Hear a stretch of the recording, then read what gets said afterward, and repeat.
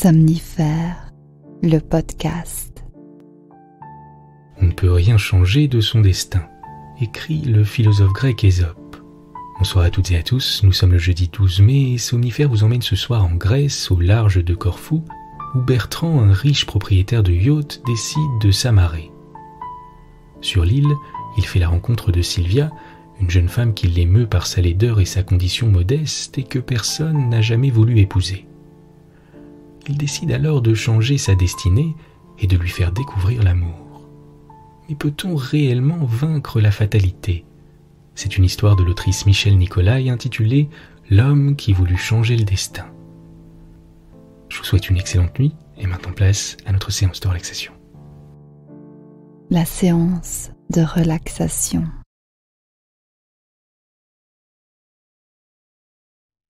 Prenez quelques instants pour vous mettre à l'aise et lorsque vous êtes prêt, fermez les yeux. Je vous laisse un petit instant pour faire en sorte que votre corps soit complètement détendu, que vos muscles soient bien relâchés et que votre respiration devienne calme et régulière.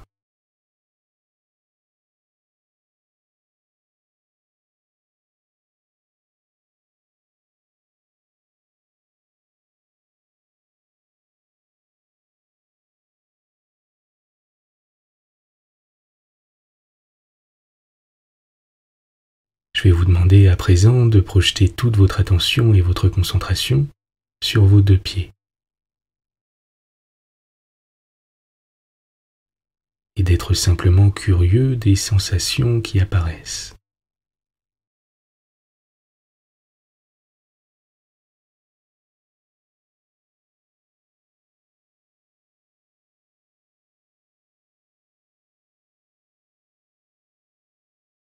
D'observer ce qui se passe avec curiosité.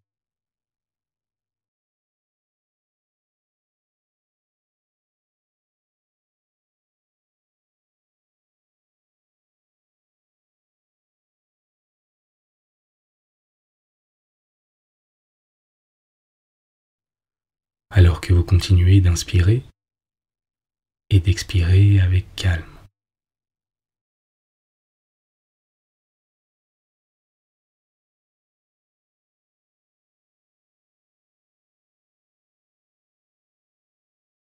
On va à présent porter toute notre attention sur nos genoux.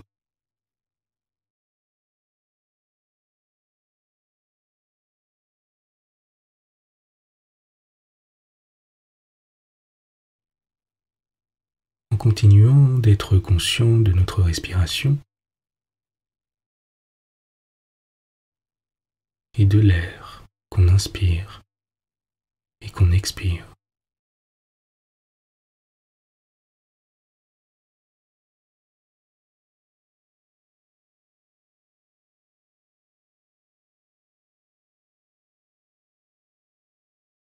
On passe à présent aux hanches et on y porte toute notre attention, toute notre concentration.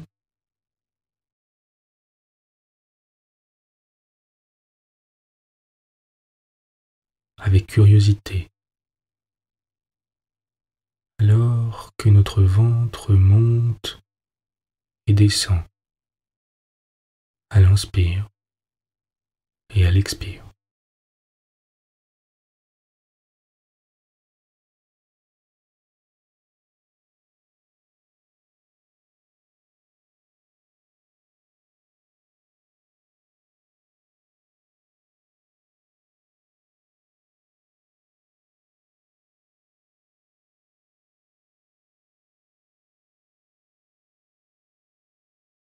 Puis on passe au dos, aux épaules et à la nuque, que l'on peut masser mentalement, tout doucement, avec douceur.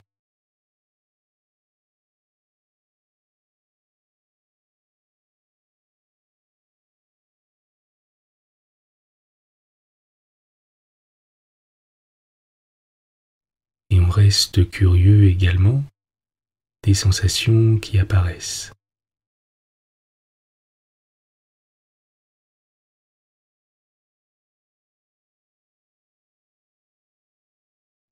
de la quiétude qui s'installe.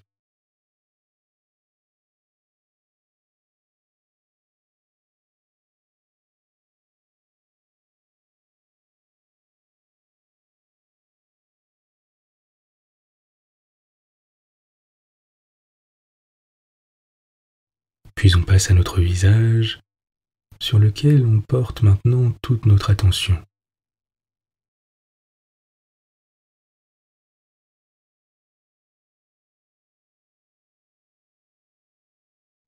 Et qui se laisse aller à son tour à la détente, alors que notre respiration s'adoucit encore un peu plus.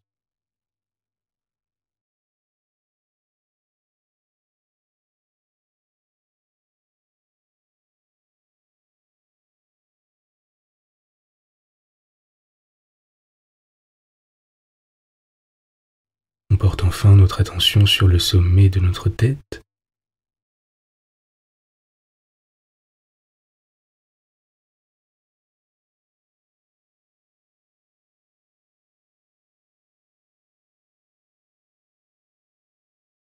et sur le point qui se situe au milieu du cuir chevelu. En restant curieux de nos sensations et en étant encore un peu plus calme à chaque expire.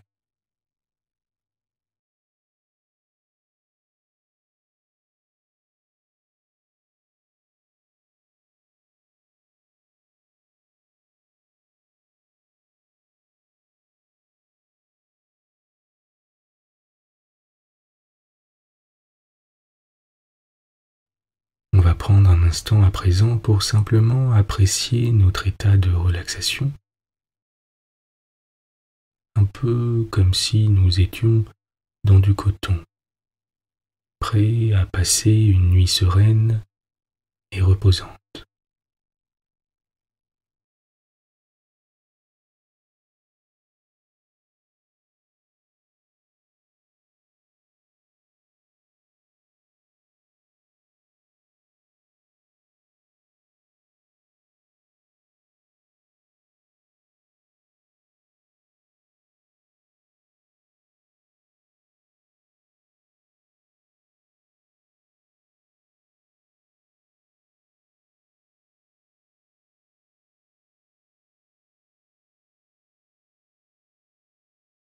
Vous pouvez, si vous le souhaitez, formuler une intention pour la journée de demain.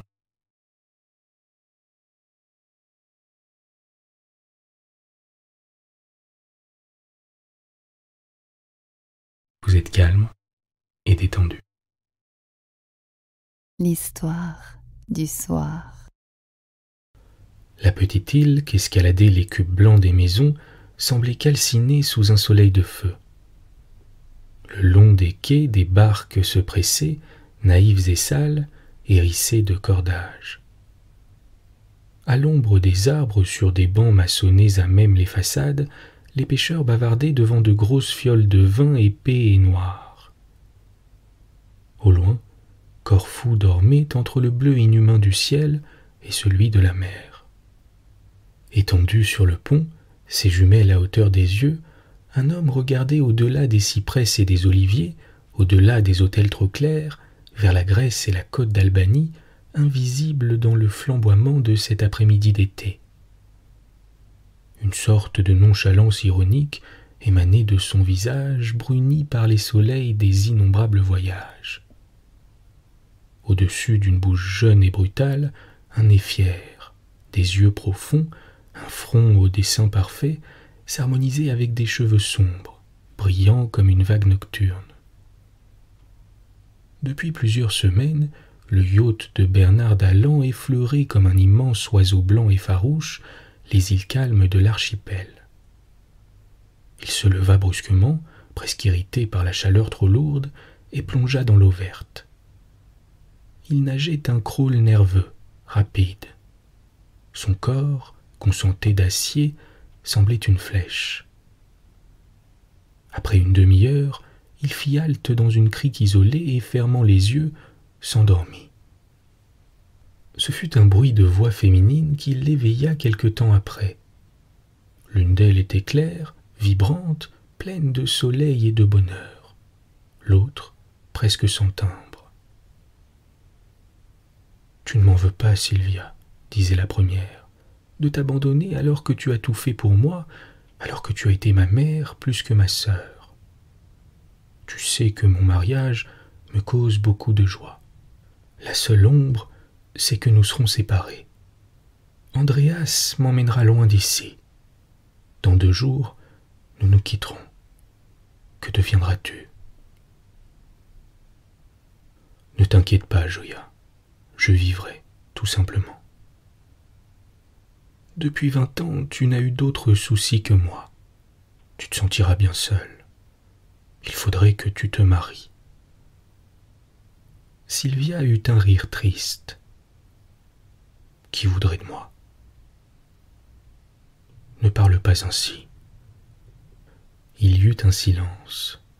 Bernard avait un peu honte d'avoir entendu cette conversation qui ne lui était pas destinée.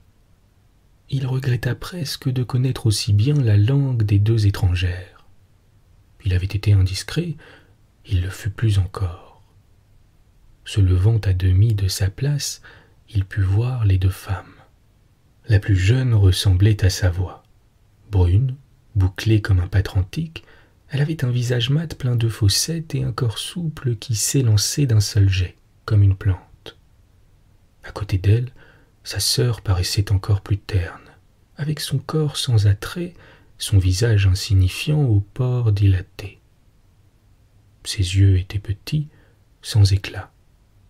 Son destin était d'être sans joie et sans amour. On le lisait sur sa figure. « Allons nous baigner, » proposait Joya. Bernard se cacha. Ce ne fut que lorsque les 2 inconnus eurent disparu qu'il se jeta à l'eau à son tour et rejoignit son bateau. Tout le soir, il fut hanté par la fille laide et par son drame.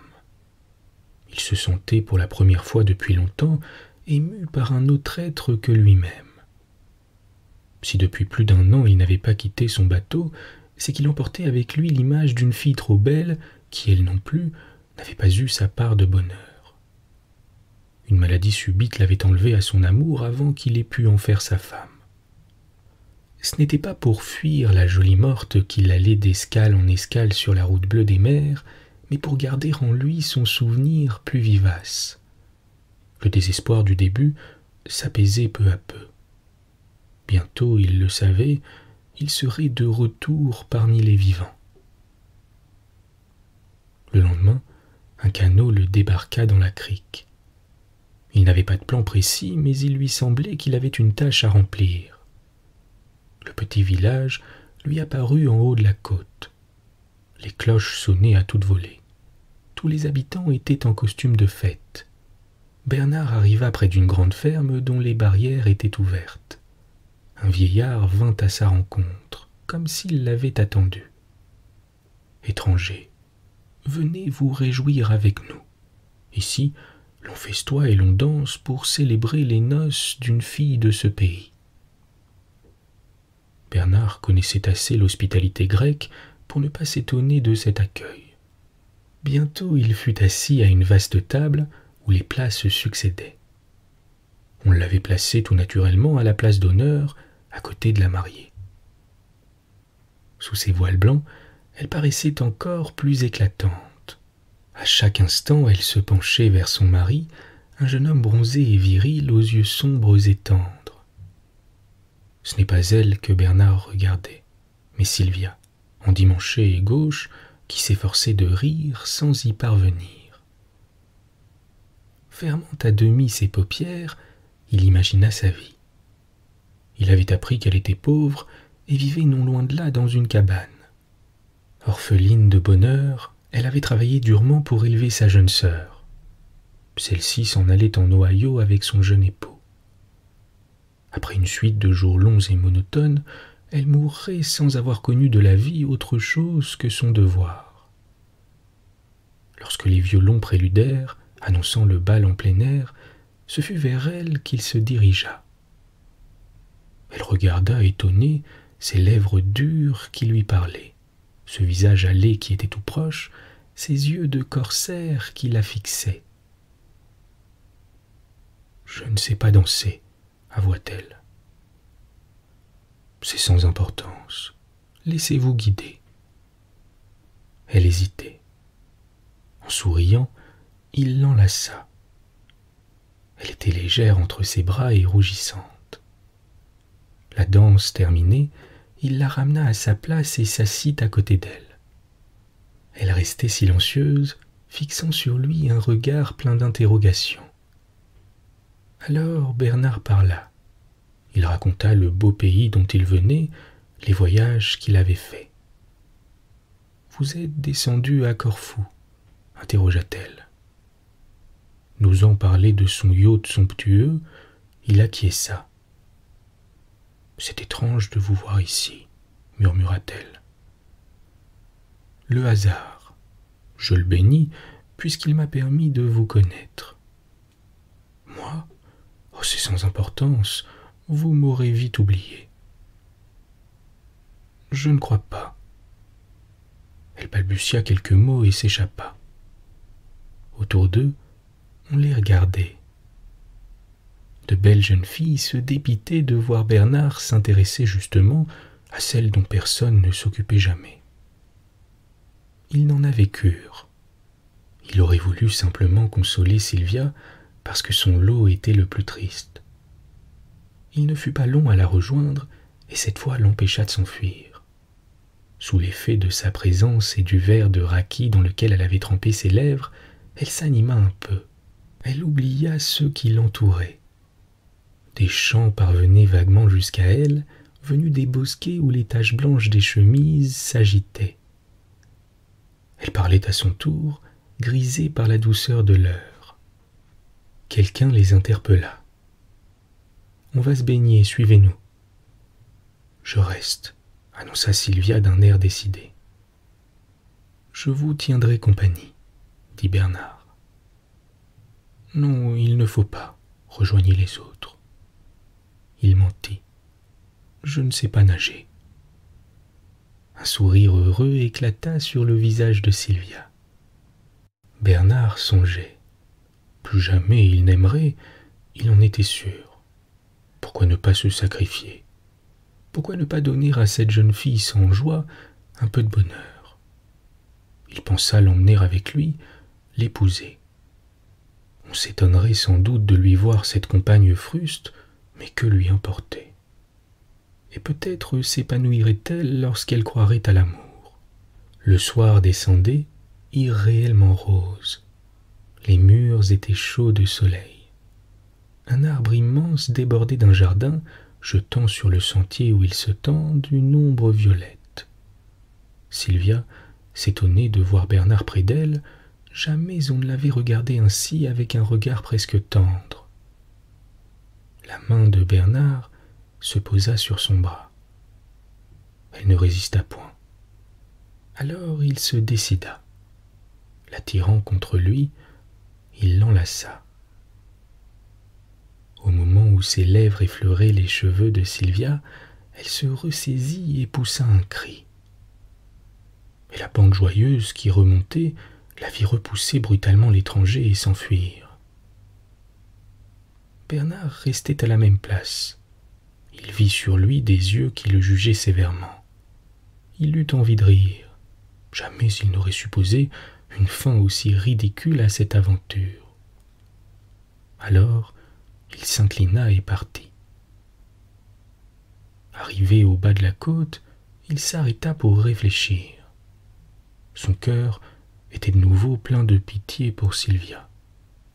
Il était naturel qu'elle se fût effarouchée, elle qu'aucun homme n'avait désirée. Elle ne pouvait pas comprendre. Bernard résolut de la sauver malgré elle. D'un mouvement preste, il enleva sa veste et ses chaussures. Il y ajouta quelques papiers sans importance et sa montre. Puis il reprit le canot et se dirigea vers son bateau. En retrouvant ses vêtements, on penserait qu'il s'était suicidé parce que Sylvia l'avait repoussé. Et toute sa vie, elle croirait qu'un homme avait voulu mourir plutôt que de ne pas être aimé d'elle. Quand Bernard fut remonté sur son yacht, il donna l'ordre de lever l'ancre. En regardant s'éloigner les côtes sous la douce clarté lunaire, Il réfléchit. Ce qu'il avait fait était trop romanesque, trop absurde. Mais il était trop tard pour rien changer à ses actes. Laissons faire le destin, dit-il à voix basse. Mais le destin, c'est lui qui venait de le forcer. 5 ans plus tard, le capitaine mouillait non loin de la petite crique aux abords de Corfou. Bernard était sur le pont quand une des invitées le rejoignit, silhouette mince, accordée à la sienne. « Que regardez-vous » lui dit la jeune femme. Tous deux, pendant cette croisière, s'étaient fiancés. « Ici, dit-il, j'ai été malheureux. Je ne savais pas que vous viendriez dans ma vie et que le bonheur frapperait encore une fois à ma porte. Ici, j'ai désiré mourir, et je suis mort en effet. Je ne comprends pas. C'est une histoire étrange. Je ne sais plus maintenant si je dois en être fier ou en rougir.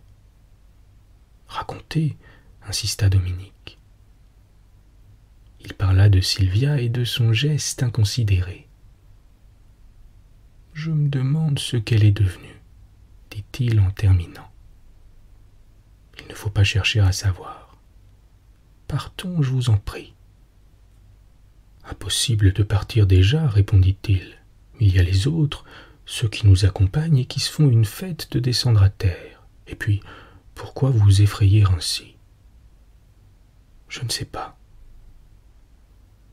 1 heure plus tard, ils descendaient ensemble dans la crique.